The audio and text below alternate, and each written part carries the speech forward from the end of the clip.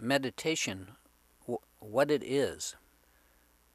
What I'm finding out is that many people have no idea or little idea of what meditation actually is, although they think they do. And there are just hundreds of opinions on what meditation is in this country. And most of them don't jibe with the authentic types of meditation taught for thousands of years in Asia. In a word, basic meditation is about mindfulness, and it's quite simple. Do you know what that is, and do you understand how it works? There's also a fairly precise posture to sit in that can really help, but not if you're too busy to learn it or self-conscious about using it. So let's just put the posture aside for the moment and focus on the essential technique of learning the habit of mindfulness. And mindfulness is just that, being mindful, being not distracted. Mindfulness is useful in everything we do, and not just for sitting on a cushion in a corner. The Zen Buddhists teach mindfulness well. The reason we learn to meditate is not only to sit quietly for a time each day, but mainly to gradually bring the meditative habit and technique to bear on all aspects of our day-to-day life. If we are going to be, or if we have to be there anyway, why not also be present? And meditation is not just for the, quote, spiritually inclined, unquote, whatever that is. If you mean by spiritual, burning incense, lighting candles, and looking at lava lamps, then meditation does not depend on any of that.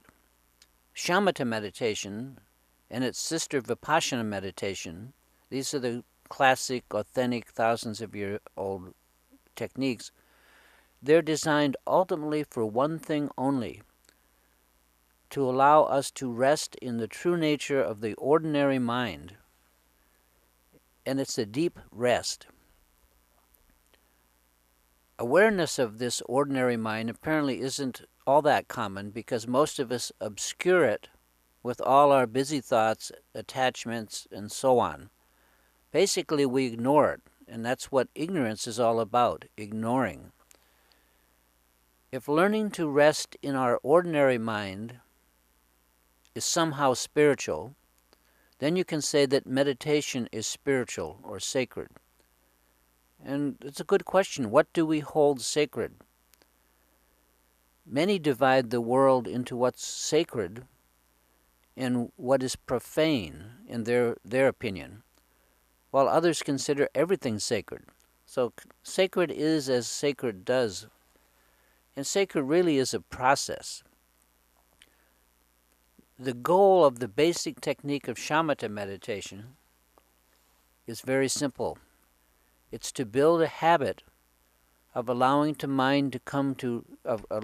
mind to come to rest on an object, like whatever we're doing at the moment. And there's a big end here, not to get distracted. If we attempt to do this and we wake up to find ourselves distracted, daydreaming and our mind no longer resting on the object, then we gently bring the mind back to focus and allow it to rest again on the object of meditation. And we do this every time that we're distracted, again and again and again. That's the basic technique to build the habit of meditation. And over time, we develop the habit of staying on focus. Eventually, that habit becomes, habitual. We no longer have to try to do it, to make effort. Our muscle memory kind of takes over and we can just do it. We remain aware of the object of meditation for as long as we wish. as long as we need to for the task at hand.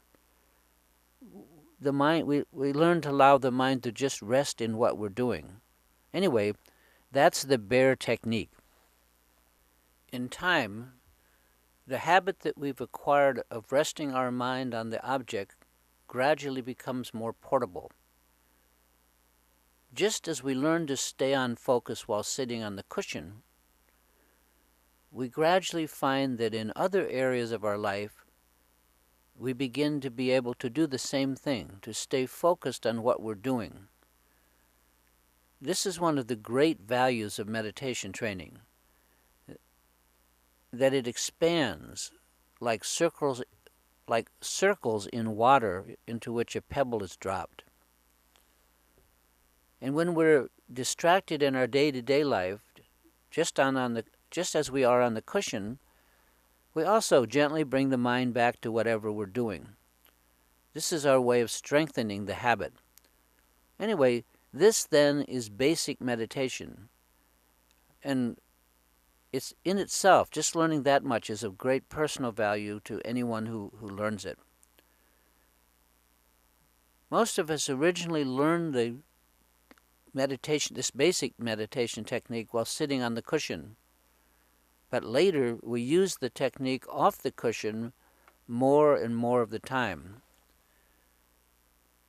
The more we meditate in life situations, in regular life, the better we get at it, the more we enjoy it, and we seek out still other situations in which to rest, allow our mind to come to rest. Again, this is basic meditation, and by itself, it's totally useful and is practical in the extreme.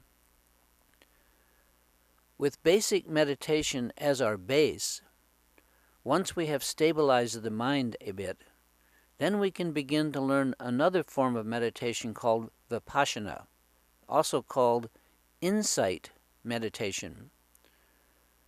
With insight meditation, we're no longer concerned with allowing the mind to rest. We already have that. Vipassana is a much more active looking into and looking at the nature of the mind itself.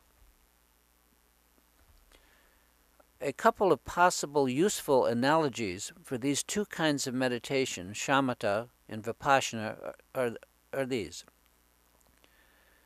Sometimes I think it's like threading a needle with very shaky hands. Basic resting meditation, shamatha, removes the shakiness so that we can thread the needle. Vipassana meditation is actually threading the needle. Or here's another analogy. We have some goldfish in a muddy bowl of water, which we've never seen. We've never seen the fish. Shamatha meditation settles the mud in the water, which then allows us to see the brilliant and vivid goldfish, and that would be vipassana. The goldfish represent the true, the true nature of the mind, the ordinary mind.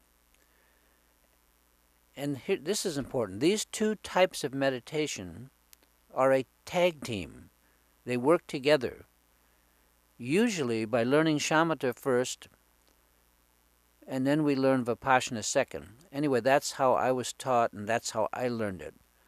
Now, some schools teach both at once, but I never learned it that way, so I really can't comment on it. But I can say this. These two methods are interdependent, and they reinforce one another, as in, the more I get into vipassana meditation, the better my shamatha meditation is, and vice versa.